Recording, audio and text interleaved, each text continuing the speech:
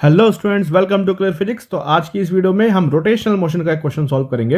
अभी मजा आएगा ना भिड़ो। क्वेश्चन आपके सामने है। क्वेश्चन में बोला गया है the 3 identical spherical shells each of mass m and radius r are placed as shown. तो आपको एक फिगर देकर रखी है, इसके अंदर एक एक्सिस है और इस एक्सिस के around 3 spherical shells. Spherical shells का मतलब क्या हुआ कि अंदर से वो होलो होंगे, होलो स्फेरिकल शेल्स है। ओके, होलो स्फेयर्स हैं।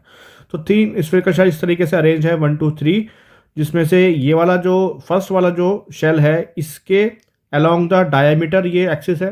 ओके, और बाकी जो दोनों शेल्स है 2 एंड 3 इसके अलोंग द टेंजेंट ये एक्सिस हमको दिया गया है। और इस पूरे सिस्टम को हम अगर रोटेट करेंगे तो आपको आगे क्या पूछा, consider an axis x x test. ये हमारा एक्सिस हो गया which is touching the 2 shells, 2 shells को ये टच कर रहा है and passing through the diameter of third shell. तो जो हमने भी देखा कि फर्स्ट शेल के डायमीटर से पास हो रहा है और बाकी दोनों शेल्स को टच करते हुए निकल रहा है, मतलब अलोंग द टेंजेंट जा रहा है।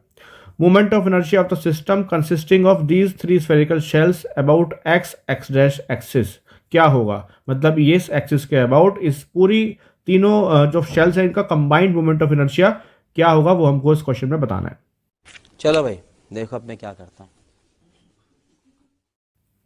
तो हम देखते हैं, सबसे पहले हम अलग अलग अगर मूवमेंट ऑफ इनर्शिया निकालेंगे इन तीनों का तो कैसे निकालेंगे। I1 क्या होगा, सबसे पहले हम देखते हैं फर्स्ट शेल का जो मूवमेंट ऑफ इनर्शिया होगा वो क्या होगा, क्योंकि फर्स्ट शेल के अलोंग द डायमीटर ये पास हो रहा है। तो along the diameter movement of inertia क्या होता है, होलो स्फीयर का मूवमेंट ऑफ इनर्शिया होता है 2/3 mr²।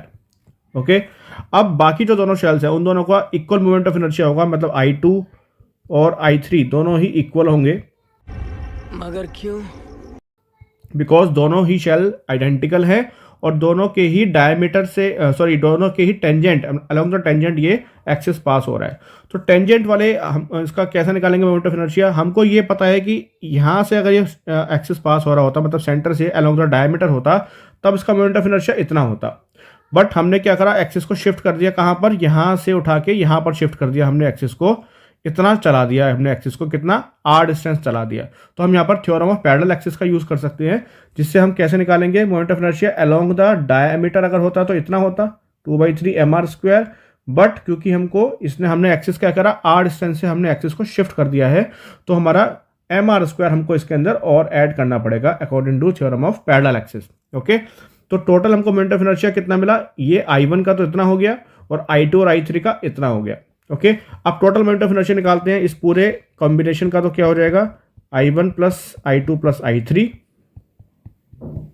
कितना मिलेगा हमको, 2/3 mr² plus 2/3 mr² plus mr² into 2 कर देंगे हम, बिकॉज दोनों का हमको I2 और I3 दोनों का इक्वल होगा। ओके, अब इसको सॉल्व करते हैं हम। तो 2/3 mr² plus 2/3 mr² plus 2/3 mr, मतलब हमारे पास हो जाएगा 6/3 mr² and plus 2 mr²। Okay, तो ये हमको मिला 4 mr²।